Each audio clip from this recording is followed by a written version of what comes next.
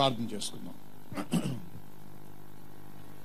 పరిశుద్ధ దేవ, మీకు వందనాలు చెల్లిస్తున్నాం. ఈ మధ్యాహ్న కాలంలో మీ వాక్యంలో ఉన్న సత్యాన్ని గ్రహించడానికి మాకు సహాయం చేయండి. ఆ మర్మములను తెలుసుకొనడానికి మీరు సహాయం చేయండి నాయన. పరిశుద్ధాత్మ స్వరము వినడానికి సహాయం చేసి వాక్యములో ఉన్న సత్యాన్ని గ్రహించి వాక్యానుసారంగా జీవిస్తూ మీ వాగ్దానాలను మేము అనుభవించడానికి సహాయం చేయమని యేసు నామములో ప్రార్థిస్తున్నాము తండ్రి. ఆమేన్ చెప్పండి అందరూ. గట్టిగా చెప్పాలి ఆమేన్. ఆమేన్. హల్లెలూయా. హల్లెలూయా. మరి సంఘానికి ఈ రోజు వచ్చినందుకు సంతోషంగా ఉన్నారా? హల్లెలూయా చెప్పండి అందరూ. గట్టిగా గట్టిగా చెప్పాలి. హల్లెలూయా. ఈరోజు ఐఎమ్ స్టార్టింగ్ ఒక కొత్త సిరీస్ మొదలు పెడుతున్నాం. దాని పేరు ఇంగ్లీష్లో జాయింట్ కిల్లర్స్, యోధులను చంపువాడు. హల్లెలూయా. యోధులను సంహరించువాడు. ఆమేన్. ఆమేన్. You are a giant killer. నువ్వు యోధులను సంహరించేవాడివి. దీని గురించి వాక్యంలోంచి నేర్చుకుందాం. మనం ఏం గమనించాలంటే, దేవుడు నిన్ను ఒక ఉద్దేశంతో సృష్టించాడు. దేవుడు ఒక ప్రణాళిక చొప్పున నిన్ను సృష్టించాడు. ఈ భూమి మీద నువ్వు నివసిస్తున్నావంటే ఏదో కొద్ది కాలం బ్రతికి చనిపోయి వెళ్ళిపోవడానికి నువ్వు సృష్టించబడలేదు. ఒక కార్యము పరిపూర్ణం చేయడానికి, దేవుని ఉద్దేశాన్ని స్థిరపరచడానికి, దేవుని గురించి దేవుని కొరకు నువ్వు సృష్టించబడ్డావు అనేది నువ్వు మర్చిపోకూడదు. కానీ సాతానుడు అనేక మందిని మభ్యపెడుతూ అబద్ధాలతో తప్పుడు మార్గాల్లో నడిపిస్తూ ఉంటాడు. చాలా మంది ఏమనుకుంటారంటే, నాకు నిజమైన సమాధానము, నిజమైన సంతోషము, జీవితంలో సంతృప్తి కావాలంటే చాలా డబ్బుండి ఆస్తి పాస్తులుంటే నిజమైన సమాధానము, సంతోషము, జీవితాన్ని నేను అనుభవించగలను అనే ఉద్దేశంతో బ్రతికేవారు అనేకులు ఉన్నారు సంఘంలో కూడా. ఇంకొక అబద్ధం, నేను రిటైర్ అయ్యే లోపల నా స్వంత ఇల్లు కట్టుకోగలిగితే అంతకంటే తృప్తికరమైనది ఇంకోటి లేదు అనే ఉద్దేశంతో బ్రతికేవారు అనేకులు ఉన్నారు. ఇంకొద్ది మంది ఉన్నారు, నా బిడ్డలు ఎలాగైనా సరే పాశ్చాత్య దేశాలకు, అమెరికాకో ఆస్ట్రేలియాకో వెళ్ళిపోవాలి, అక్కడ మంచి ఉద్యోగాలు సంపాదించుకొని వారు వివాహం చేసుకొని స్థిరపరచబడితే నా జీవిత గమ్యాన్ని చేరుకున్నాను అనే ఆ యొక్క ఆ జీవన విధానంలో బ్రతుకుతూ ఉంటారు, ఆ తలంపుతో బ్రతుకుతూ ఉంటారు. ఇవన్నీ కూడా సాతానుడు మనల్ని మభ్యపెట్టి దేవుని యొక్క నిజమైన చిత్తమును ఎరగక అనవసరముగా మన సమయాన్ని గడుపుతూ మనము మన కొరకు జీవించడానికి ప్రయత్నం చేస్తున్నటువంటి విధానం ఇది. అందుకే చాలా మంది డబ్బున్నటువంటి వారు, మహా గొప్ప పేరు ఆస్తి పాస్తులు ఉన్న వారు కూడా ఆత్మహత్య చేసుకుంటున్నారు.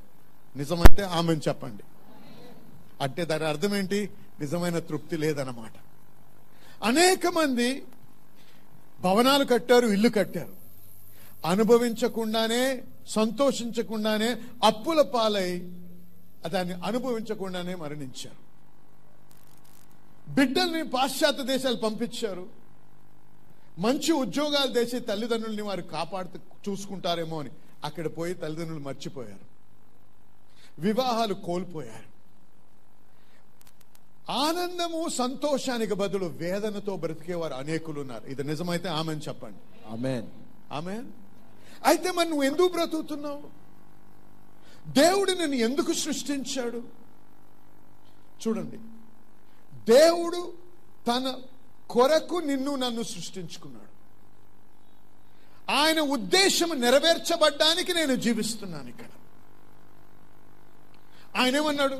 నా నీతిని, నా రాజ్యాన్ని నువ్వు మొదట వెతుకు. నువ్వు ఏదైతే వెతుకుతున్నావో అవి నిన్ను వెతుకుతాయి.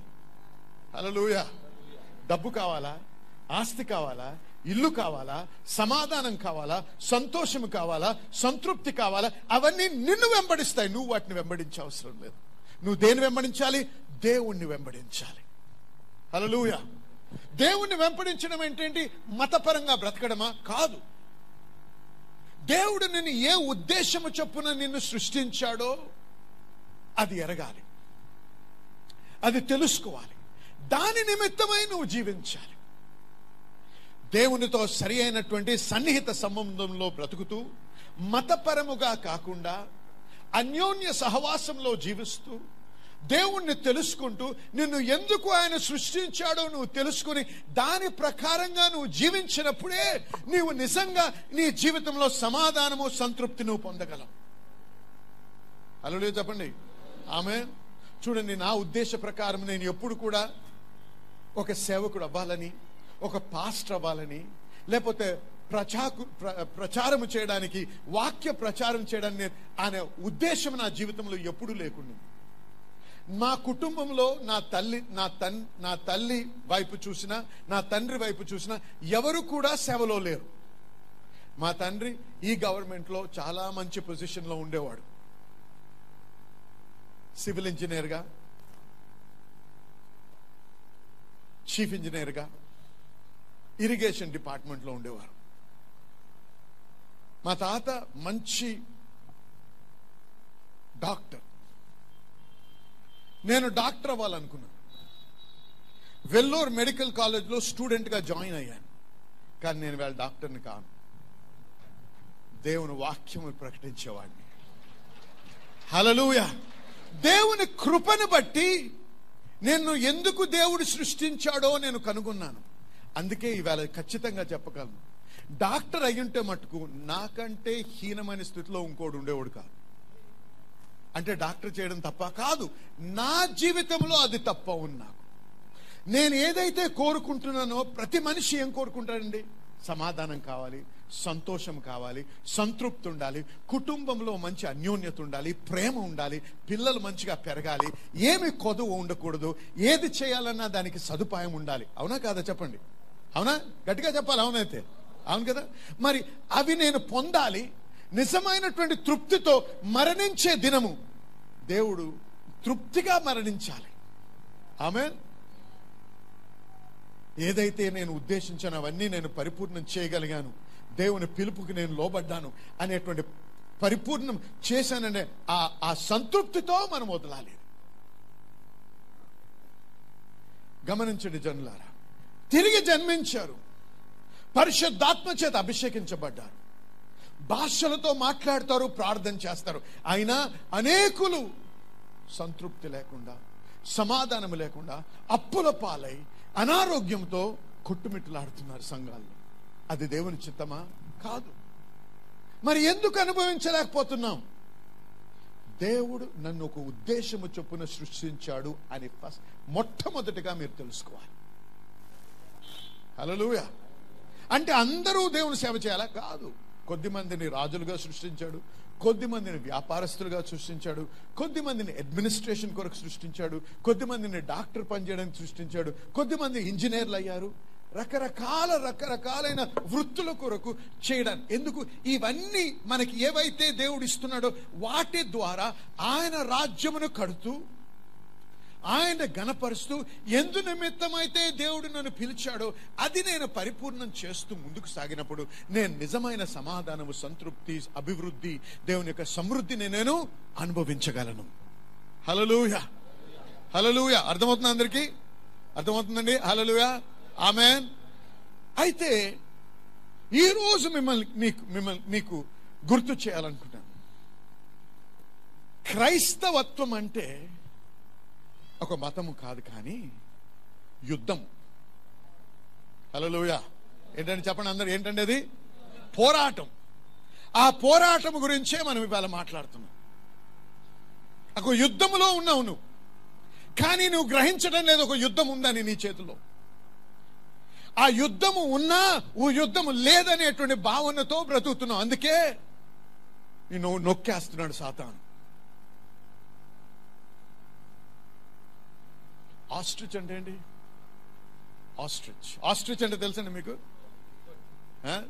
పెద్దగా ఉంటుంది కదా, అదంట అది ఏదైనా వెంటాడితే పరిగెట్టి పరిగెట్టి పరిగెట్టి ఇంకా ఆ ప్రాబ్లం ఉందని చెప్పి తెలుసుకోకూడదని తల మట్టిలో దాచుకుంటుందంట. అంటే ప్రాబ్లంని ఇగ్నోర్ ప్రాబ్లంని ఇగ్నోర్ చేస్తే ప్రాబ్లం పోదు. లేదు అన్నట్టుగా ప్రవర్తిస్తే ఆ సమస్య పారిపోదు. ఆ సమస్యను ఎదుర్కోవాలి, నువ్వు దాన్ని జయించాలి. దేవుడు నిన్ను యోధులను సంహరించే వానిగా ఉద్దేశించాడు. హల్లెలూయా, హల్లెలూయా, హల్లెలూయా. అందరికీ ఇంగ్లీష్ వచ్చు కదండి ఇక్కడ చాలా మందికి. అయితే కాబట్టి ఒక మాట చెప్తాం ఇంగ్లీష్లో. అందరు చెప్పండి, ఐఎమ్ అ జాయింట్ కిల్లర్ అనండి. గట్టిగా చెప్పాలి. చూడండి, మీకే విశ్వాసం లేకపోతే సాతాను నిన్ను నమ్ముతాడా? ఎలా మాట్లాడాలి మనం? ఎంత గట్టిగా మాట్లాడంటే సాతాను వణకాలి. ఇప్పుడు చెప్పండి ఒకసారి గట్టిగా, ఐఎమ్ అ జాయింట్ కిల్లర్. మళ్ళీ ఒకసారి మళ్ళీ చెప్పాలి. ఇప్పుడు ముగ్గురికి హైఫై ఇచ్చి, అంటే హైఫై అంటే తెలుసు కదా, ఇలా కొట్టి ఐఎమ్ అ జాయింట్ కిల్లర్ అని చెప్పండి. హల్లెలూయా, ఆమేన్. మీ భార్య చేయి కొట్టండి ఇలాగా, ఐఎమ్ అ జాయింట్ కిల్లర్ అనండి. చెప్పండి, మీ భార్య లేకపోతే ఇంకెవరిదాన్ని కొట్టండి ఇలాగా. హల్లెలూయా, హల్లెలూయా, ఐఎమ్ అ జాయింట్ కిల్లర్. దేవుడు మనల్ని యోధుల్ని సంహరించడానికి, పర్వతాల్ని లెవెల్ చేయడానికి, అంటే సమము చేయడానికి, మరి తుఫానులని ఆపివేయడానికి, రోగుల్ని స్వస్థపరచడానికి, మరణించిన వారిని లేపడానికి దేవుడు మనల్ని ఇక్కడ ఉంచాడు. అంటే దాని అర్థం ఏంటో తెలుసా? ఇంపాసిబుల్ అంటారు చూసారా, అవి చేయడానికి, అసాధ్యమైనవి సాధ్యము చేయడానికి నిన్ను ఉంచాడు ఇక్కడ. హల్లెలూయా. అంటే అసాధ్యమైంది సాధ్యము చేయాలంటే ఎంత శక్తి కావాలో ఒకసారి ఊహించండి. యోధుడు నీకంటే చాలా ఎత్తుగా, బలముగా, మరి శూరునిగా ఉంటాడు. వాడిని ఓడించాలంటే అది అసంభవంగా అనిపిస్తుంది. కానీ దేవుడు నిన్ను ఏమని ఉద్దేశించాడు? వాడిని సంహరించే వానిగా నిలబడాలని ఉద్దేశించాడు. హల్లెలూయా. ఎరగండి, ఓడిపోయే వారిని దేవుడు సృష్టించలేడు. జయము నా హక్కు. చెప్పండి, జయము నా హక్కు. హల్లెలూయా. ఓడిపోవడం అనేది మనం ఎరగకూడదు. దేవుడు నాకు తోడై ఉంటే ఎవడు నన్ను ఎదిరించగలడు? ఇఫ్ గాడ్ బిఫోర్ us, చెప్పండి గట్టిగా, మీ అందరికి తెలుసు ఇంగ్లీష్లో, ఇఫ్ గాడ్ బిఫోర్ us. నాకు పరీక్ష పెట్టడానికి మీరు తెలుగులో మాట్లాడిస్తున్నాను నాతో. హల్లెలూయా. If God before us, who can be against us? దేవుడు మనకు తోడై ఉంటే ఓటమి ఎరగము.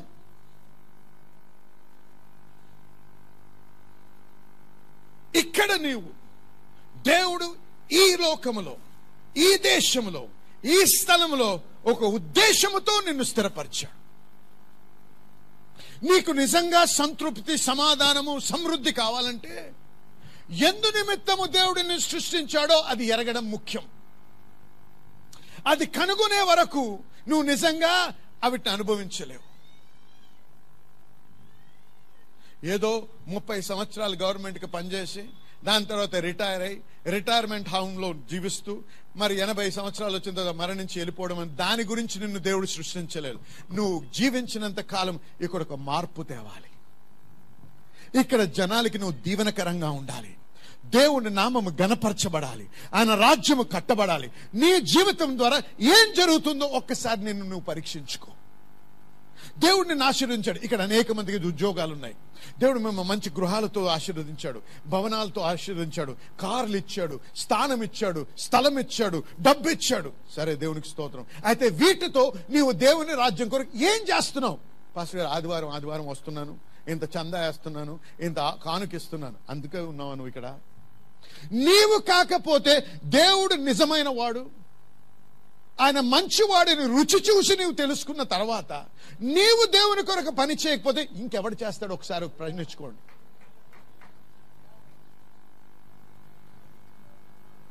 ఎందుకు జీవిస్తున్నావు నువ్వు? నీ జీవితానికి అర్థం ఏంటి అసలు? నువ్వు పరలోక ముందు నిలబడ్డప్పుడు దేవుని ముందు నువ్వు ఎంత సంపాదించావని అడుగుతాడా దేవుడు? నువ్వు ఎంత పెద్ద ఇల్లు కట్టావని అడుగుతాడా? నువ్వు ఏ కారులో తిరిగావని అడుగుతాడా? నీకెంతమంది పిల్లలని అడుగుతాడా? ఏ దేశాల్లో బ్రతికారు నీ పిల్లలు అంటాడా? కాదు. నా కొరకు, నా రాజ్యం కొరకు ఏం చేశావు? తల్లిదండ్రులకు తెలుసు, కష్టపడి మనకెంత కష్టం ఉన్నా ఆ కష్టాన్ని నోర్చుకొని మనకి సాధ్యమైన దానికంటే కొద్ది కష్టమైన మంచి స్కూల్స్కి పంపిస్తాం మన పిల్లల్ని. అవునా కాదా? కష్టపడి మంచి కాలేజ్ పంపిస్తాం, అప్పైనా తీసుకొని వేరే దేశాలు పంపిస్తాం ఇంకా చదవాలని. ఎందుకు? వాడు పెద్దవాడై మన కుటుంబానికి దీవెనకరంగా ఉంటాడని.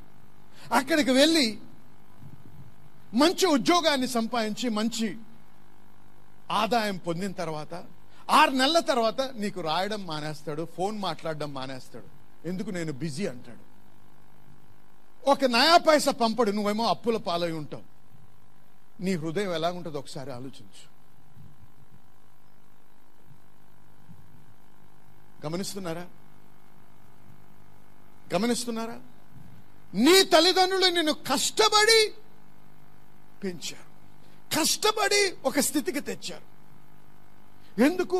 వారిని ముసలి కాలంలో వారిని మర్చిపోకుండా, వీరి వలనే కదా దేవుడు నన్ను దీవించాడని నువ్వు మర్చిపోకుండా ఉండి,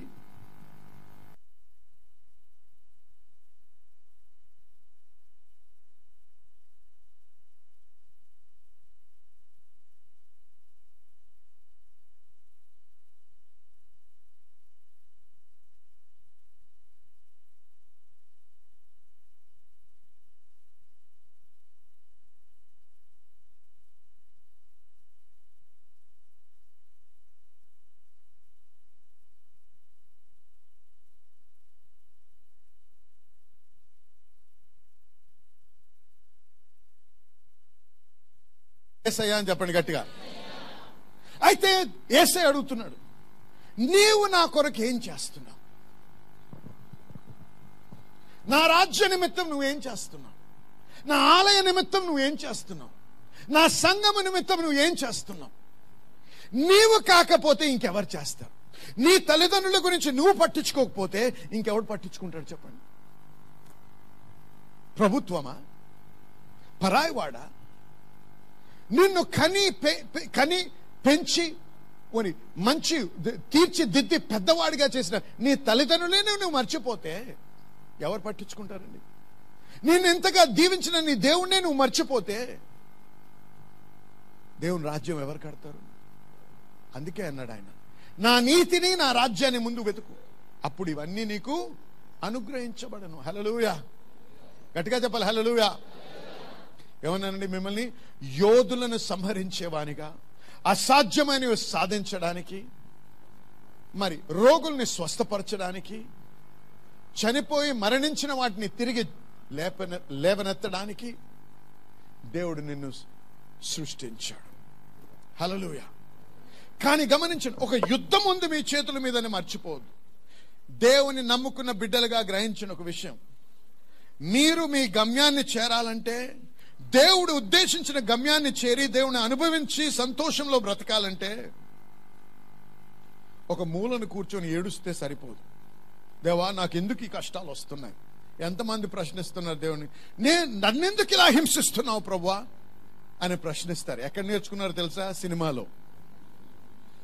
వాడు పాట పాడుతూ అడుగుతాడు ఒక బొమ్మని. హల్లెలూయా చెప్పండి, మీరు చూడనట్టు చేయకండి.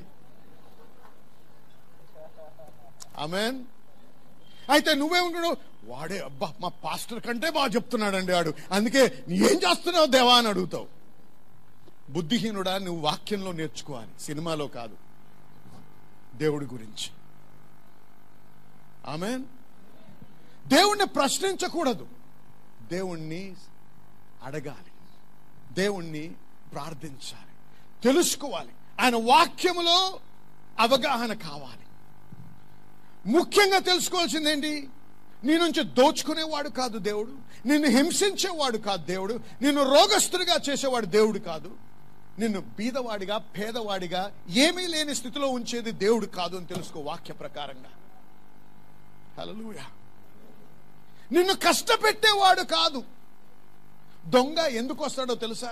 దోచుకోవడానికి, హత్య చేయడానికి, నాశనం చేయడానికి వస్తాడు. కానీ నేనైతే మీకు జీవమును, సమృద్ధి జీవం ఇవ్వడానికి వచ్చానన్నాడు దేవుడు. హల్లెలూయా, దేవునికి స్తోత్రం. హల్లెలూయా.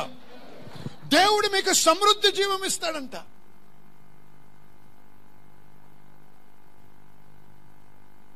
అయితే ఇది యుద్ధ సమయం. ఎందుకు? నీకో శత్రువు ఉన్నాడు. ఆ శత్రువే నిన్ను నీ సంపూర్ణ పరిపూర్ణమైనటువంటి ఆ సంతోషము, సమాధానము, ఆ సమృద్ధిని అనుభవించకుండా ఆటంకపడుతున్నాడు.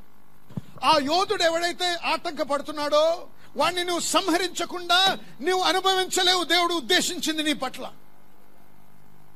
కాబట్టి నీవు దేవుడు నీ పట్ల ఆశించి ఉద్దేశించి నీవు అనుభవించాలంటే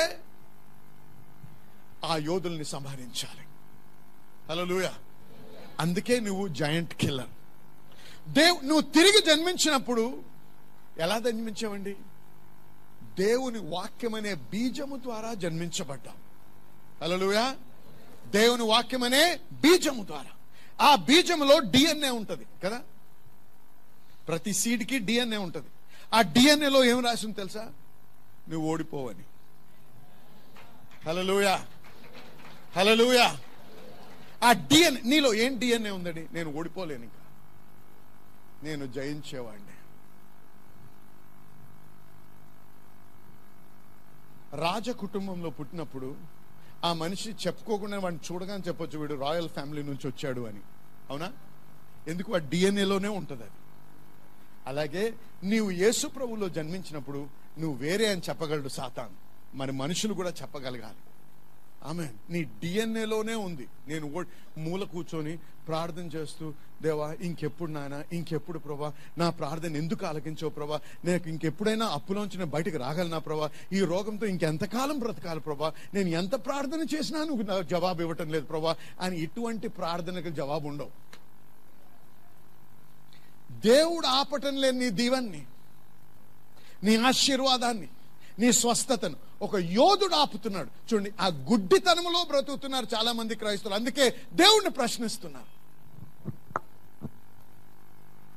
అయితే మనం గమనించాల్సింది ఏంటంటే, దేవుడు మనము యుద్ధాలని జయించేవానిగా, యోధుల్ని సంహరించేవానిగా మనల్ని తీర్చిదిద్దుతున్నాడు. హల్లెలూయా. అయితే కీర్తనల గ్రంథము 18వ అధ్యాయం 30 నుంచి 42 వరకు చదువుదాం. ఒక్కొక్క వచనం చదువుకుంటూ వెళ్దాం. కీర్తనలు 18:30. దేవుడు యథార్థవంతుడు, యెహోవా వాక్కు నిర్మలము, తన శరణు జొచ్చు వారందరికీ ఆయన కేడెము. హల్లెలూయా. He is a buckler to those that trust in him అని ఉంది ఇంగ్లీష్ లో. అంటే ఏంటంటే తెలుసా? ఎవరైతే ఆయన్ని నమ్ముతారో వారికి ఆయన ఒక షీల్డ్ అంట. షీల్డ్ అంటే ఒక కవచం. హల్లెలూయా, హల్లెలూయా. దేవుణ్ణి నమ్ముకున్నట్టయితే ఆయన నీకు కవచముగా ఉంటాడు. 31. యెహోవా తప్ప దేవుడేడి, మన దేవుడు తప్ప ఆశ్రయ దుర్గమేది. 32. నాకు బలము ధరింప చేయువాడు ఆయనే, నాకు బలము ధరించువాడు ఆయనే, నన్ను యథార్థ మార్గమున నడిపించువాడు ఆయనే. హల్లెలూయా. ఆయన నాకు ఏం ధరిస్తాడండి? బలమును ధరిస్తాడు. నా మార్గములను నడిపించువాడు, సరళమైన మార్గంలో నడిపించువాడు. హల్లెలూయా, ఆమేన్. హల్లెలూయా. చూడండి, ప్రతిరోజు కూడా నువ్వు గమనించాల్సింది ఏంటంటే, నువ్వు ఇంట్లోంచి బయలుదేరక ముందు నా మార్గము యెహోవా సరళం చేశాడు అని పలికి బయలుదేరాలి. ఏ ఆటంకం ఉన్నా అది తొలగిస్తాడు దేవుడు. అయితే ఎటువంటిది ఎదుర్కోవాల్సి వచ్చినా ఆయన బలము చేత నన్ను ధరింపచేస్తాడు. ఆయన బలముతో ఆయన నన్ను ధరింపజేస్తాడు. అంటే నా వస్త్రాలు వేసుకున్నట్టు ఆయన బలాన్ని తొడుక్కొని వెళ్తాను అనమాట. హల్లెలూయా. కాబట్టి ఏ ఆటంకం వచ్చినా, ఏ అడ్డుగా నిలబడ్డా, ఏ యోధుడు వచ్చినా, ఏ పర్వతం వచ్చినా, ఏ తుఫాన్ వచ్చినా అది పక్కకి తొలగించబడుతుంది. ఎందుకంటే దేవుడు నా మార్గాన్ని సరళము చేస్తున్నాడు. హల్లెలూయా, హల్లెలూయా, హల్లెలూయా. యేసయ్య తన శిష్యులతో బయలుదేరి ఓడలో వెళ్తున్నప్పుడు ఏమొచ్చిందండి? తుఫాన్ వచ్చింది. దేని గురించి వచ్చిందండి? వారిని ఆపేయడానికి, వారిని చంపడానికి వచ్చింది. అయితే యేసయ్య నిలబడి ఏం చేశాడు? మాట్లాడి ఆ మార్గాన్ని సరళము చేశాడు. ఆ ప్రయాణంలో మొదలు అవ్వక ముందే ఆయన ఏమన్నాడు? అద్దరికి వెళుదాము అన్నాడు. హల్లెలూయా. ఎప్పుడైతే ఆయన పలికాడో ఆ మార్గము సరళము చేయబడ్డది. మార్గము సరళము చేయబడినంత మాత్రాన సాతాను అడ్డగించడని మీరు అపోహలో బ్రతకండి. ఖచ్చితంగా సాతాను ప్రయత్నం చేస్తాడు మిమ్మల్ని అడ్డగించాలని, మిమ్మల్ని ఓడించాలని, మిమ్మల్ని చంపాలని, మిమ్మల్ని ధ్వంసము చేయాలని ఉద్దేశిస్తాడు. కానీ నువ్వు ఎప్పుడైతే దేవుని వాక్యం పలికావో, ఆయన యొక్క స్ట్రెంగ్త్ బలమును నువ్వు ధరించుకున్నావో, ఆయన బలము ద్వారా నువ్వు మాట్లాడినప్పుడు ఏమవుతుందండి? మార్గము సరళము చేయబడును. హల్లెలూయా, హల్లెలూయా, హల్లెలూయా, హల్లెలూయా. ఓడిపోతాను, పడిపోతానేమో, అనారోగ్యం వస్తుందేమో, లేకపోతే ఏదో ఆటంకం అవుద్దేమో, లేకపోతే యాక్సిడెంట్ అవుతుందేమో అనే అనుమానంతో మీరు బయలుదేరకూడదు. ఏదొచ్చినా అది సరళము చేయబడును. ఎందుకంటే నేను యెహోవా యొక్క బలమును ధరించుకొని వెళ్తున్నాను. ఆయనని ఎదిరించే శక్తి లేనే లేదు. గట్టిగా హల్లో చెప్పండి. సరే, ఇంకా ముందుకెళ్దాం. ఆయన నా కాళ్ళు జింక కాళ్ళ వలె చేయుచున్నాడు. జింక కాళ్ళ వలె చేస్తూ ఎత్తైన స్థలముల మీద నన్ను నిలుపుచున్నాడు. హల్లెలూయా, హల్లెలూయా. ఎక్కడ నిలుపుతున్నాడండి? లోయల్లో కాదు. విచారములో మునిగిపోయి లోయల్లో బ్రతకడానికి దేవుడు నేను సృష్టించలేదు. ఎత్తైన స్థలములలో, హల్లెలూయా, ఉన్నతమైన స్థలంలో ఉంచాలని దేవుడు ఉద్దేశిస్తున్నాడు. నీ కంపెనీలో నువ్వే ఉత్తమైన స్థలంలో ఉండాలి. నువ్వు ఎక్కడ పనిచేస్తున్నావో అక్కడ నీ పేరే పైన ఉండాలి. నువ్వు ఏ బిజినెస్ లో, ఏ వ్యాపారంలో ఉంటే నీదే పైన ఉండాలి. నిన్ను నీ దేవుడు ఈ విధంగా ఆశీర్వదించనై ఉన్నాడు. హల్లెలూయా. ఇటువంటి మనస్తత్వముతో, ఇటువంటి చిత్రముని హృదయంలో ఉంచుకొని మాట్లాడుతూ, దేవుని యొక్క వాక్యమును ఉచ్చరిస్తూ, ఏది ఆటంకంగా వచ్చినా దాన్ని ఛేదిస్తూ ముందుకెళ్ళాలి మనం. హల్లెలూయా. ఎందుకు? దేవుడు నన్ను సృష్టించాడు. నేను బ్రతికినంత కాలము జయమే అనుభవిస్తాను.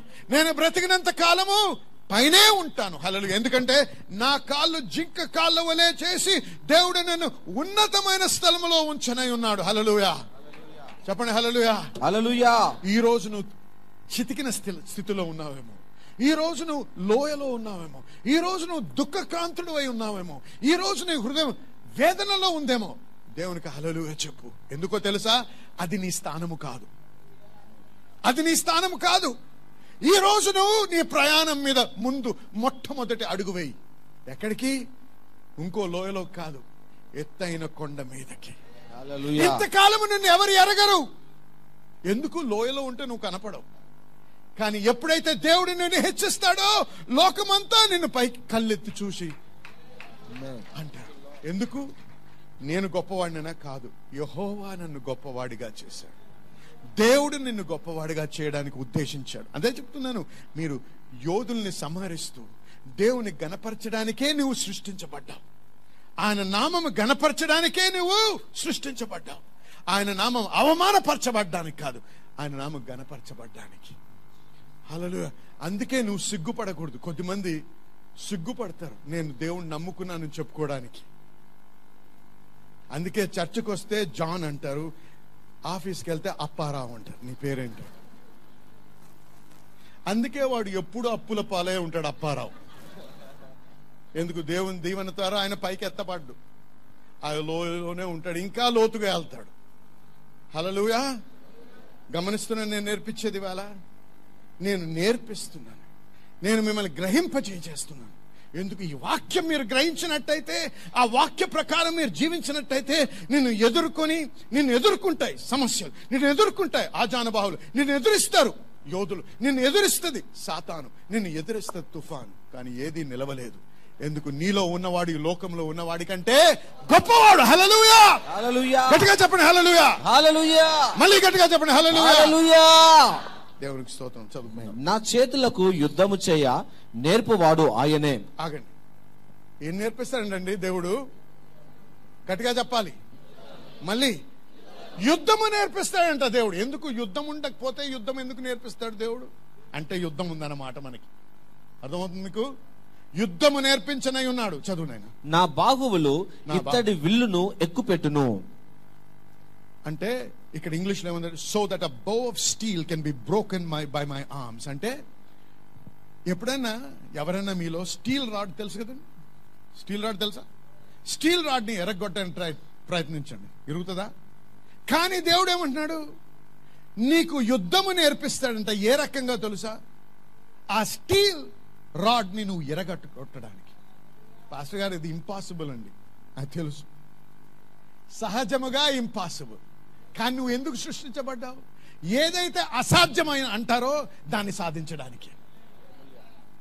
దేవుని ఉద్దేశంలో అసాధ్యమైంది సాధించడానికే నువ్వు జీవిస్తున్నావు.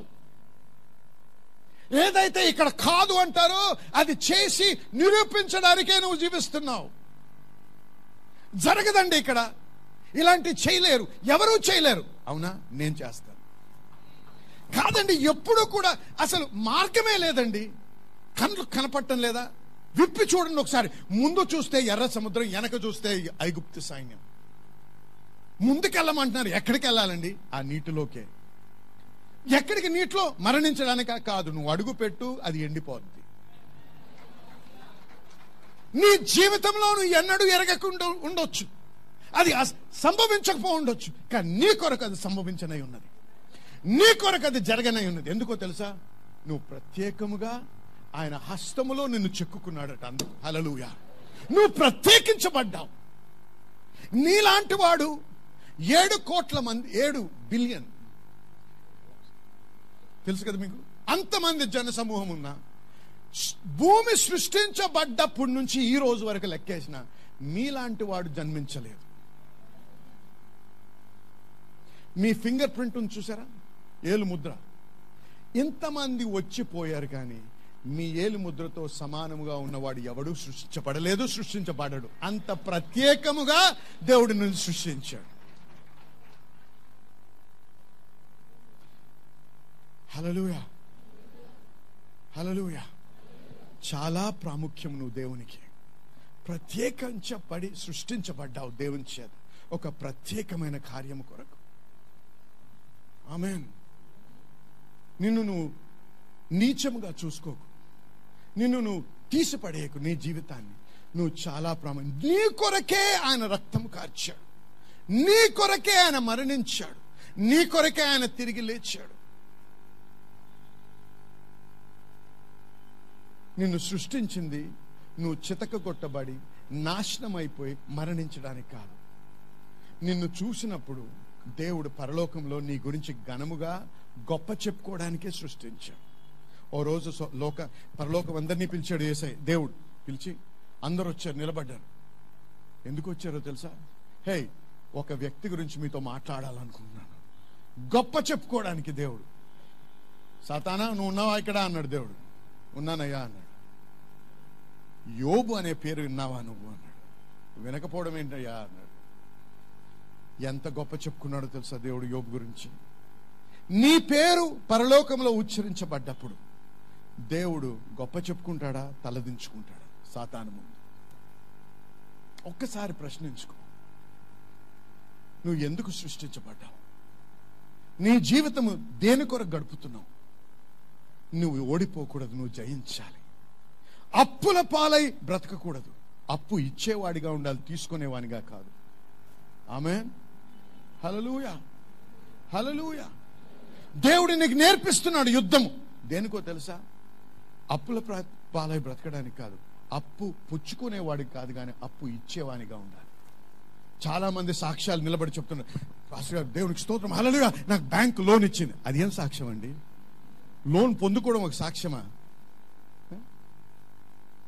అప్పు తీసుకోవడం ఒక సాక్ష్యమా? అప్పు లేదని చెప్పడం దేవునికి సాక్ష్యం. మనము బ్యాంకులకు అప్పు ఇవ్వాలి. హల్లెలూయా, హల్లెలూయా. ఇటీవల ఒక మనిషిని కలిశాను నేను, దేవుని సేవకుడు, గొప్పగా ఆశీర్వదించబడ్డాడు. ఆయన పట్టణంలో ఉన్న బ్యాంకులు అందరూ, బ్యాంక్ మేనేజర్లు, బ్యాంక్ హెడ్స్, ప్రెసిడెంట్లు వచ్చి ఆయన ఇంటికి వచ్చి, అయ్యా మా అకౌంట్లో, మా బ్యాంక్లో వేయండి మీ డబ్బు. ఎందుకు? అంత డబ్బు ఉంది. అంతగా దేవుడు ఆయన్ని దీవించాడు. ఆయన్ని డిన్నర్కి తీసుకెళ్తాను, ఆయన లంచ్కి. మనం ఏం చేస్తున్నాం? వాళ్ళని లంచ్కి తీసుకెళ్తాం లోన్ శాంక్షన్ చేయడానికి. అది మన స్థితి కాదు. మనం ఉన్నతమైన స్థితి పైన పెడతానన్నాడు దేవుడు. హల్లెలూయా. ఏం చేస్తున్నాను? మీ కను విప్పు కలిగిస్తున్నాను ఇవాళ. మీరు ఎవరో మిమ్మల్ని గ్రహించడానికి, మీరు గ్రహించాలని, మీరు యుద్ధం ఉందని మీరు తెలుసుకోవాలి. ఆ యుద్ధమును జయించే వారిగా చేస్తున్నాడు దేవుడు, రూపిస్తున్నాడు దేవుడు అని గ్రహించాలి. ఏమన్నాడు? మీకు యుద్ధము చేయడం నేర్పిస్తాడంట. ఎటువంటి యుద్ధం అండి? అసాధ్యము అనే యుద్ధంలో సాధించేవానిగా. అసాధ్యము, ఇది ఓడిపోయే పరిస్థితి, దీనికి మార్గమే లేదంట అంటారు చూసారా? దాంట్లో నువ్వు జయించి దేవుని గణపరచడానికి దేవుడు నీకు నేర్పిస్తున్నాడు. హల్లెలూయా! గట్టిగా చెప్పాలి హల్లెలూయా! హల్లెలూయా! చదువుకుందాం. నీ రక్షణ కేడమును నీవు నాకు అందించుచున్నావు. నీ కుడి చెయ్యి నన్ను ఆదుకొనెను. హల్లెలూయా! నీ సాత్వికము నన్ను గొప్ప చేసెను. నా పాదములకు చోటు విశాలపరచితివి. నా పాదములకు చోటు విశాలము చేసితివి. నా చీల మండలు బెనకలేదు. చూసారా? బెనికి కింద కూలిపోకుండా దేవుడు మీ యొక్క పాదాలను కూడా జాగ్రత్త పరుస్తున్నాడు. నా శత్రువులను తరిమి పట్టుకుందును. వారిని నశింపచే వరకు నేను తిరగను. వారు నా పాదముల క్రింద పడుదురు. హల్లెలూయా! వారు లేవలేకపోవునట్లు నేను వారిని అనగద్రొక్కుదును. హల్లెలూయా! ఒకసారి గమనిస్తున్నారా మన స్థితి ఎలా ఉండాలో? మనల్ని ఎదిరించే ప్రతి సాతాను క్రియ, మనల్ని ఎదిరించే ప్రతి తుఫాను, మనల్ని ఎదిరించే ప్రతి ఆజానుబాహుడు, ప్రతి ఒక్కడు కూడా కూలాలి. ఎక్కడ? మన పాదముల దగ్గర. హల్లెలూయా! చదువు. ఆ యుద్ధమునకు నీవు నన్ను బలము ధరింపచేసితివి. యుద్ధము కొరకు దేవుడు మనల్ని బలము ధరింపజేస్తాడు. నా మీదికి లేచిన వారిని నా క్రింద అణుచివేసితివి. దేవునికి స్తోత్రం. మిమ్మల్ని బలముతో నింపడమే కాదు, మీకు ఎదురుగా నిలబడే వాడిని మొత్తి ఓడించేది కూడా దేవుడే. గమనించండి, మీరు రక్షించబడ్డారు. గమనించండి, మీరు అభిషేకించబడ్డారు. దేవుడు ఏమన్నాడు? టచ్ నాట్ మైన్ అనాయింటెడ్ అన్నాడు. అభిషక్తులను ముట్టకూడదు. అభిషక్తులను ముట్టొద్దు. మీరు అభిషేకించబడ్డారు. గమనించండి, ఎవడైనా సరే మీకు ఎదురు నిలబడితే వాడు నీతో కాదు యుద్ధం చేశాడు, నీలో ఉన్న వాడితో యుద్ధం చేస్తున్నాడు. అందుకే దేవుడు ఏమన్నాడు? నేను వారు పడేటట్టుగా చేస్తాను. నా శత్రువులను నా వెనుకకు నీవు మల్ల చేసితివి. నన్ను ద్వేషించు వారిని నేను నిర్మూలన చేసితిని. హల్లెలూయా! వారు మొరపెట్టిది కాని రక్షించువాడు లేకపోయాను. యెహోవాకు వారు మొరపెట్టుదురు కాని ఆయన వారికి ఉత్తరము ఇయ్యకుండును. అప్పుడు గాలికి ఎగురు ధూళి వలె నేను వారిని పొడిగా కొట్టితిని. వీధుల పెంటను ఒకడు పారబోయినట్లు నేను వారిని పారబోసి తిని. హల్లెలూయా! చూసారా? మీకు ఎదురుగా లేచి వస్తున్నటువంటి ఏ ఆటంకమైనా దేవుడు దాన్ని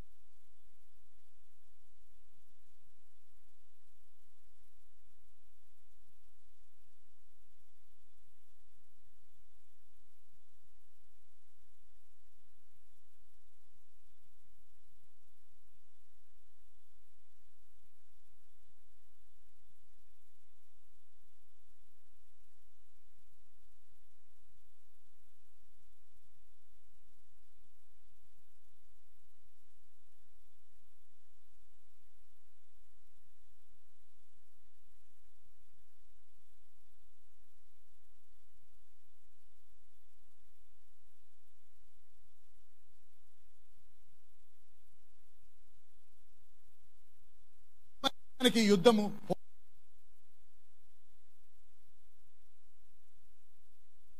పోరాడడానికి మనకి సహాయం చేస్తూ, మనల్ని తర్బీదు చేస్తూ, మనల్ని సిద్ధపాటు చేస్తున్నాడని మనం గ్రహిస్తున్నాం. అయితే ఇదంతా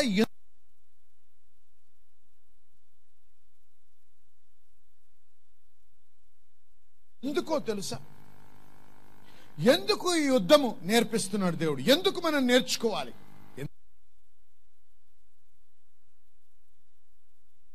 ఎందుకంటే గమనించండి జనులారా, చాలా మంది క్రైస్తవులు ఈరోజు సంఘాల్లో ఎలా ఉన్నారంటే, ఏదైనా సమస్య ఎదుర్కొంటే, ఏదైనా ప్రశ్న ఎదుర్కొంటే, ఏదైనా మరి వ్యతిరేకమైనటువంటి అనుభవం అనుభవిస్తే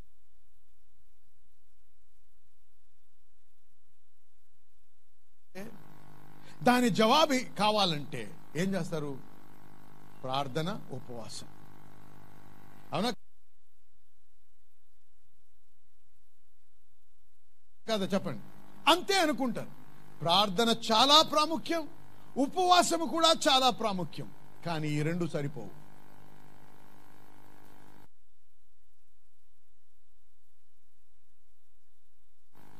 బాధ్యత అనేది వహించడం నేర్చుకోవాలి. మనము దేవునితో ఒక నిబంధన సంబంధంలో ఉన్నాం.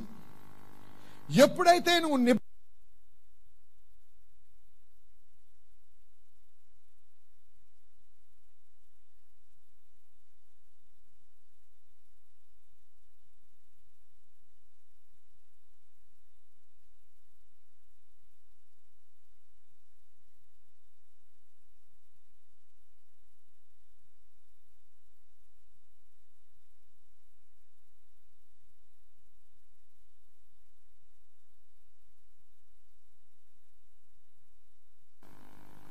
దినము రాత్రి నిద్రపోకుండా ప్రయత్నం చేస్తూ, ప్రణాళిక వేస్తూ, నిన్ను నాశనం చేయాలని కూడా ప్రయత్నం చేస్తూ ఉంటే, నువ్వు మామూలుగా గుడికి వెళ్ళి ఏదో వాక్యం విని, అది కూడా 11 గంటలంటే 12:15కి రావడం, సగం విని సగం వినకపోవడం, మిడిమిడి జ్ఞానంతో జీవిస్తూ.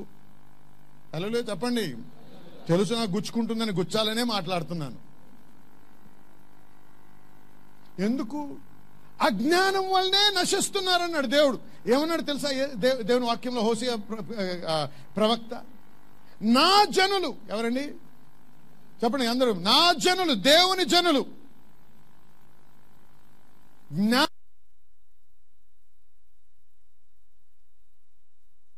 జ్ఞానము లేని వారై నశించుచున్నారు. సాతాను వలన నశిస్తున్నారు అనలేదు, ప్రార్థన చేయనందుకు నశిస్తున్నారు అనలేదు, ఉపవాసం లేనందుకు నశిస్తున్నారు అనలేదు. జ్ఞానము లేని వారు అన్నందుకే వారు బంధకత్వంలో. 5:13 ఏమన్నాడు? జ్ఞానము లేనందుకే వారు బంధకత్వంలోకి వెళ్ళారన్నారు. మన బాధ్యతలేంటో మనకు తెలియదు, మన హక్కులేంటో మనకు తెలియదు, మనం ఎలా ప్రవర్తించాలో, దేవుని రాజ్యంలో ఎందుకు జీవిస్తున్నామో, ఎలా జీవిస్తున్నామో నేర్చుకోలేని ఆశే లేదు. ఏమనుకున్నా? ఉట్టి ప్రార్థన చేయాలి, లేకపోతే పాస్టర్ గారు మీరు ప్రార్థన చేయండి, నాకు టైం లేదండి మీరు ప్రార్థన చేయండి. అందుకే మనం జయ జీవితం అనుభవించలేకపోతాం. దేవుని చిత్తమును మనం జయించాలని, కానీ ఆయన వాక్యానుసారంగా తెలుసుకొని ఆ జ్ఞానంలోకి రాకపోతే మనం ఉట్టి ప్రార్థనలు, భావోద్రేకముతో కూడిన ప్రార్థనలతో నువ్వు జయము జయించలేవు. కొద్దిమంది దేవుణ్ణి ఎలాగైనా సరే జవాబు నా పట్ల జరిగించాలనే ఉద్దేశంతో భావోద్రేకాలతో దేవుణ్ణి ఆడుకుంటుంటారు దేవునితో. అందుకే అప్పుడు దాకా సంతోషంగా మాట్లాడతారు, మోకాళ్ళ మీద పోగానే ఏడుస్తుంటారు. హల్లెలూయా. ఎందుకు? కన్నీరు కారిస్తే తప్ప దేవుడు వినడు. ఎక్కడ బుద్ధిహీనత అండి ఇది! దేవుడు విశ్వాసం మీద కదులుతాడు, కన్నీరు మీద కాదు. దేవుడు భావోద్రేకాలతో కదిలేవాడు కాదు, విశ్వాసము ద్వారా కదిలేవాడు. అంటే ఏడవడం తప్ప కానే కాదు. నీ భావోద్రేకాలు నీ తండ్రి దగ్గర కాకపోతే ఇంకెక్కడ చెప్పుకుంటావు? కానీ దానివల్ల నీకు జరుగుతుందంటే అది తప్పు. హల్లెలూయా చెప్పు. హల్లెలూయా. జ్ఞానము లేని వారై నశిస్తున్నారు. అందుకే యేసేమన్నాడు యోహాను సువార్త 8:32 మీరు సత్యమును ఎరుగుదురు, ఆ సత్యము మిమ్మల్ని విడిపించు. హల్లెలూయా. స్వతంత్రము కలిగించు. చూసారా? అంటే ఆ సత్యము ఎరిగినప్పుడు, నా బాధ్యత ఏంటో నేను తెలుసుకుని దాని ప్రకారంగా నేను జీవించినప్పుడు ఆ సత్యమే నన్ను విడిపిస్తుంది నా బంధకము నుంచి. హల్లెలూయా. యుద్ధం ఎందుకు నేర్పిస్తున్నాడు? ఆ సాతానుడు, ఆ యొక్క యోధుడు, ఆ యొక్క శక్తి, ఆ యొక్క తుఫాన్ని నేను అధిగమించాలి, నేను జయించడానికి దేవుడు ఉద్దేశిస్తున్నాడు. కానీ మనం ఏం చేస్తున్నాం? మనం మూలలో కూర్చొని దేవుడు ఏడుస్తూ, ప్రభా నువ్వేమైనా చేయి ప్రభా, నువ్వు ఎలాగైనా వాడిని ఓడించు ప్రభా, దేవా నువ్వు చేయి. దేవుడు నువ్వు చేయంటే నువ్వు చేయి, నువ్వు చేయంటే నువ్వు చేయి, నువ్వు చేయంటే నువ్వు చేయి. అందుకే ఎక్కడ ఆయన కదలటంలే, నువ్వు కదలటంలే. ఎక్కడున్నావో అక్కడే ఉన్నావు. హల్లెలూయా. బాధ్యత వహించడం నేర్చుకోవాలి. గమనించండి, నీకొక స్వాస్థ్యం ఇచ్చాడు దేవుడు. దేవుని వాక్యంలో స్వాస్థ్యం ఉంది. దేవుని వాగ్దానాలన్నీ నీ స్వాస్థ్యం. కానీ మర్చిపో, దేవుడు వాగ్దానం ఇచ్చిన స్వాస్థ్యము నీవు గ్రహించి అనుభవించాలంటే యుద్ధము ద్వారానే నువ్వు దాన్ని సంపాదించగలవు. యుద్ధము పోరాడుట ద్వారానే నీవు దాన్ని పొందగలవు. అందుకే దేవుడు నీకు యుద్ధము నేర్పిస్తున్నాడు. దేవుని వాక్యంలో ఏముందండి? ఆయన పొందిన గాయముల చేత నేను స్వస్థత నొంది తిని. కానీ చూడండి, 80% దేవుని సంఘంలో రోగస్తులే ఉంటారు. విమర్శిస్తున్నానా? కాదు. హేళన చేస్తున్నాను? కాదు. ఏమంటున్నాను? ఎక్కడో మనము భ్రమలో పడ్డాము, ఎక్కడో మనము అజ్ఞానంలో ఉన్నాం, ఎక్కడో మనం చీకట్లో ఉన్నాం. మీరు అప్పు ఇచ్చువారిగా ఉంటారు కానీ పుచ్చుకునే వారిగా ఉండరన్నాడు దేవుని వాక్యంలో. కానీ మెజారిటీ చర్చ్లో, అంటే ఎక్కువ శాతం మంది అప్పుల వారై ఉన్నారు. అప్పులు పొందిన వారు అప్పుల యొక్క బాధలో జీవిస్తున్నటువంటి వారు ఉన్నారు సంఘాలు. మీరు తలగా ఉంటారు కానీ తోకగా ఉన్నారంటే మనం ఎప్పుడు క్లర్కులు, ఈ లో క్యాడర్ జాబ్స్ లోనే ఉంటాం. మనం ఉద్యోగాలు పొందడానికి కాదండి, మనం ఉద్యోగాలు ఇచ్చేవారిగా మారాలి. హల్లెలూయా. నాకు ఏ జాబ్ వస్తుంది, నాకు ఏ జాబ్ వస్తుంది, నాకు ఏ జాబ్ వస్తుంది, ప్రభా జాబ్, దేవా జాబ్ జాబ్ జాబ్. జాబ్తో మొదలు పెట్టండి కానీ జాబ్తోనే ఉండకండి. మీరు జాబ్ ఇచ్చేవారిగా మారాలి. నీవు దీవించబడాలి. దేనికో తెలుసా? అనేకులకి దీవెనకరంగా మారాలి. నువ్వు జాబ్ పొందితే కొద్ది మందికే ఆశీర్వాదకరంగా ఉండు. నువ్వు జాబ్ ఇవ్వగలిగిన స్థితిలో ఉండు, అనేక మందికి దీవెనకరంగా మారుతావు. అది దేవుని యొక్క చిత్తము నీ పట్ల. హల్లెలూయా. కానీ ఈ స్థితికి రావాలంటే ఒక పోరాటం ఉంది నీ చేతి మీద. ఆ పోరాటం నువ్వు జయించాలి. ఆ పోరాటం పోరాడాలి, నువ్వు జయించాలి. దేవుని వాగ్దానాలు ఉన్నాయి. 1 కొరింథీ 1:20 ఏమనుందో తెలుసా? All the promises of God are yea and amen in Christ Jesus. అంటే క్రీస్తు యేసులో ప్రతి వాగ్దానము అవును ఆమెన్ అన్నట్టుగా ఉన్నాయి. హల్లెలూయా. చూసారా?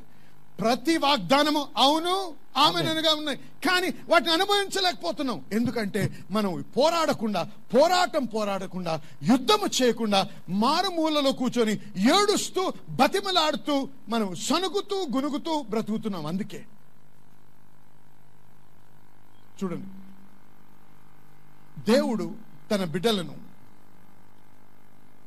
తన వాగ్దాన దేశానికి తీసుకెళ్తానని వాగ్దానం ఇచ్చాడు. ఆదికాండం 15వ అధ్యాయంలో చదివినప్పుడే దేవుడు ఆ వాగ్దానము అబ్రహాముకి ఇచ్చాడు. అనేక సార్లు నిర్గమకాండంలో ఆ వాగ్దానం ఉంది. దేవుడు పలికాడు. వాగ్దానం ఇచ్చినంత మాత్రాన వాగ్దానం అనుభవిస్తావు అనడానికి రుజువు లేదు. వాగ్దానము దేవుడు ఇచ్చినంత మాత్రాన దాన్ని నువ్వు అనుభవిస్తావని గ్యారంటీ లేదు. అంటే దేవునికి శక్తి లేదా? కాదు. అంటే దేవుని వాక్యంలో బలము లేదా? కాదు. మరి ఎందుకు అనుభవించలేవు? నీ బాధ్యత నువ్వు వహించకపోతే, ఏదైతే దేవుడు నీకు వాగ్దానం చేశాడో అది అనుభవించాలని ఉద్దేశంతో నువ్వు ముందుకు సాగి ఆ యుద్ధము పోరాడి దాన్ని స్వాధీనము చేసుకోకపోతే నువ్వు పొందలేవు.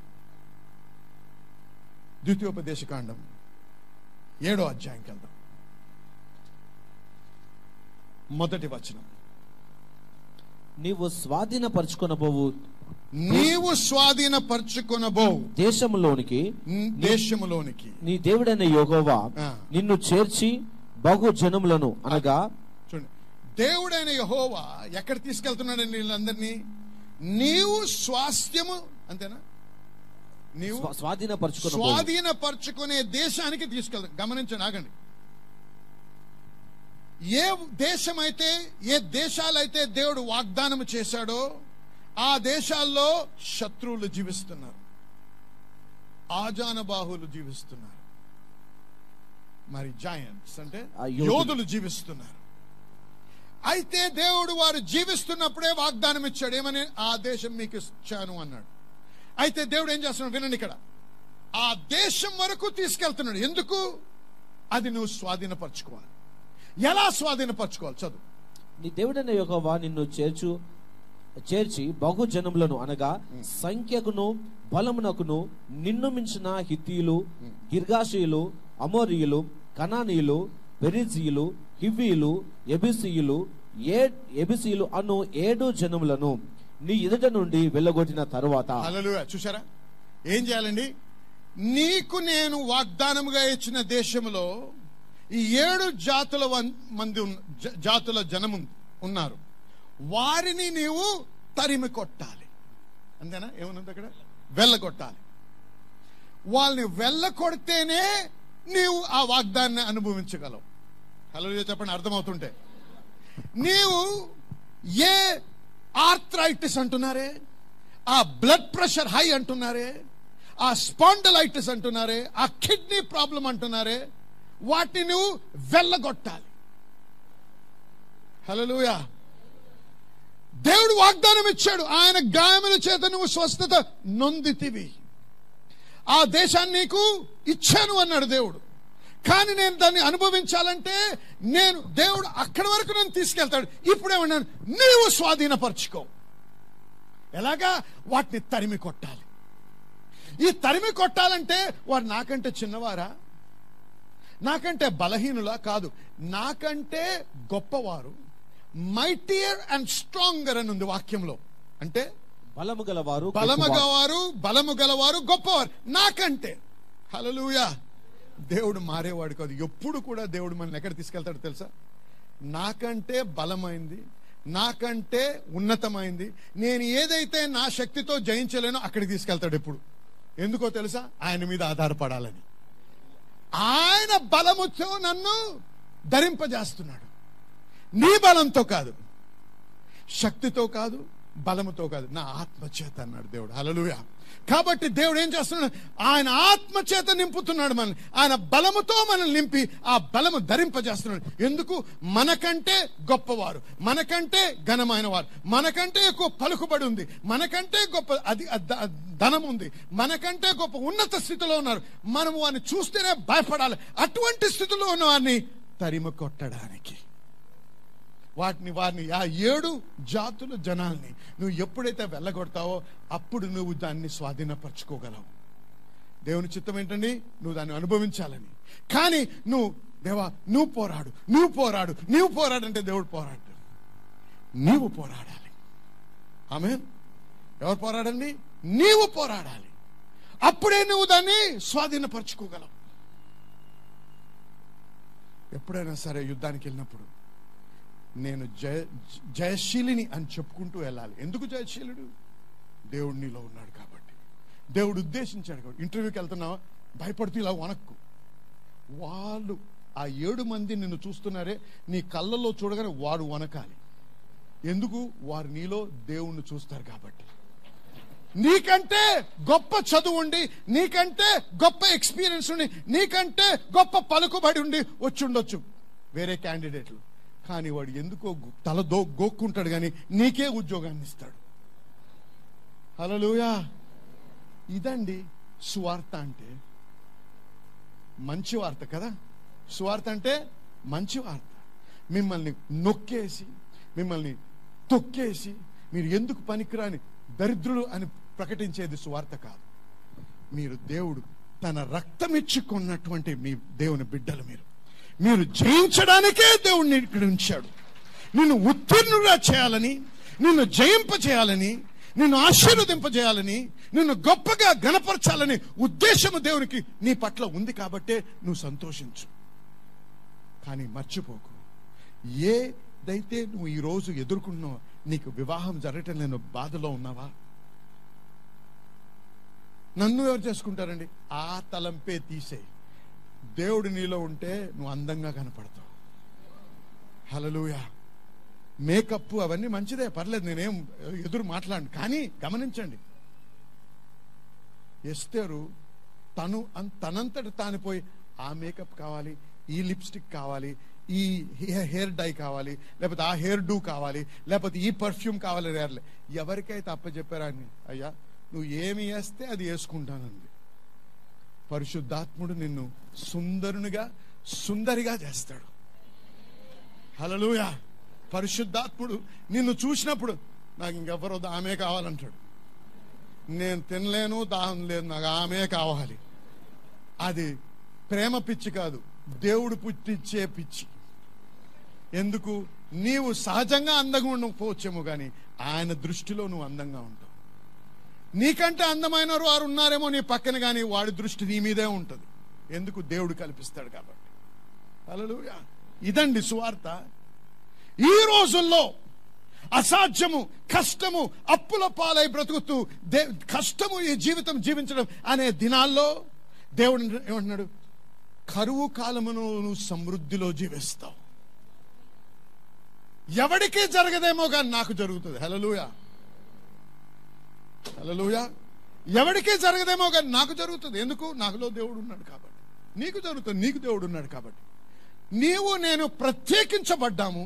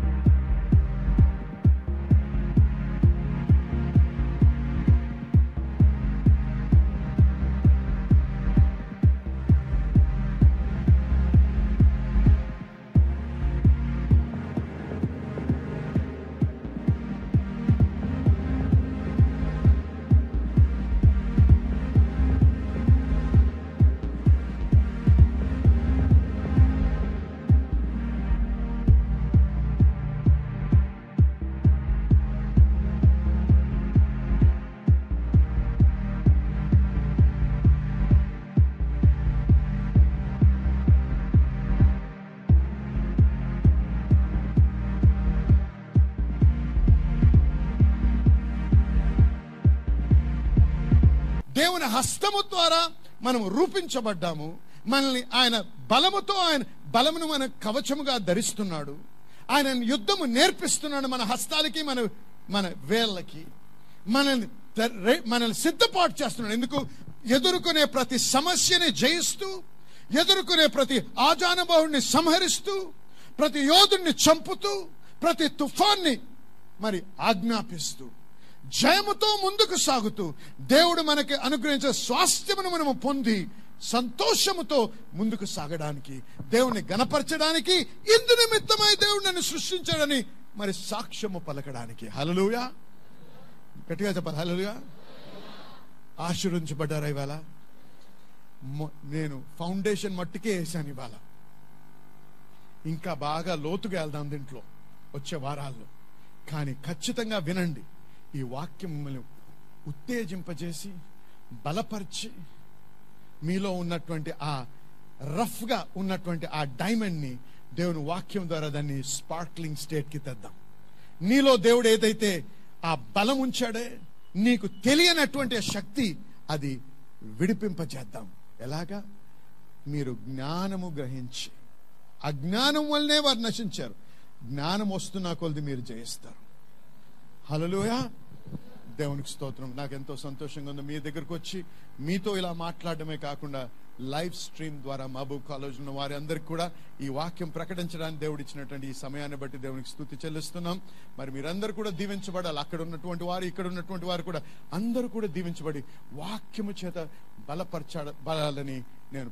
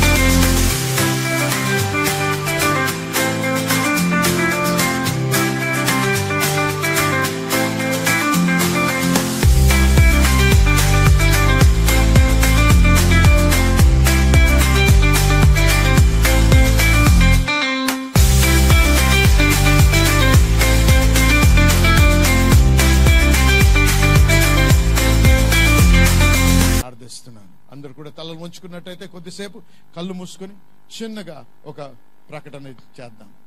ఎవరైనా సరే ఇక్కడుండి, పాస్టర్ గారు నేను ఇంకా తిరిగి జన్మించలేదండి, యేసే నేను నిజంగా నా దేవుడు, నా సొంత రక్షకుడిగా నేను అంగీకరించలేదు, లేకపోతే అంగీకరించాను కానీ మరి శోధనని బట్టి నేను పాపంలో పడి దూరస్తున్నాయని దేవునికి అని ఉన్న స్థితిలో ఉన్నట్టయితే, నీవు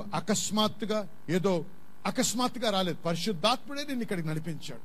కాబట్టి ఈరోజు ఈ స్థలం వదలకు ముందు నిన్ను నీ జీవితాన్ని దేవునికి అర్పించుకో. నీ జీవితం యేసేలో నువ్వు స్థిరపరిచి కట్టుకో. అప్పుడు నీ దేవుని యొక్క దీవెన, ఆశీర్వాదం నీ జీవితంలో అనుభవించనే. కాబట్టి ఇక్కడ ఎవరైనా సరే, పాస్టర్ గారు నాకు యేసే కావాలి, ఆయన నేను అంగీకరించాలి, నా జీవితాన్ని నేను సరిదిద్దుకోవాలని ఆశ ఉన్నట్టయితే మీ కుడి చేయి పైకెత్తి చూపించండి. మీ కొరకు ప్రార్థన చేయాలని ఉద్దేశిస్తున్నాం. ఇక్కడ అక్కడ కూడా మహబూబ్ కాలేజ్లో కూడా మీ కుడి చేయి పైకెత్తి చూపించండి. మీకు ప్రార్థన చేయాలని, మీకు దీవెనకరంగా ఉండాలని మేము ఉద్దేశిస్తున్నాం. అందరు కూడా చేతులు ఎత్తిన వారందరూ కూడా దయచేసి ఎక్కడుంటే అక్కడే నిలబడమని మనవి చేస్తున్నాం. దయచేసి లేచి నిలబడండి. త్వర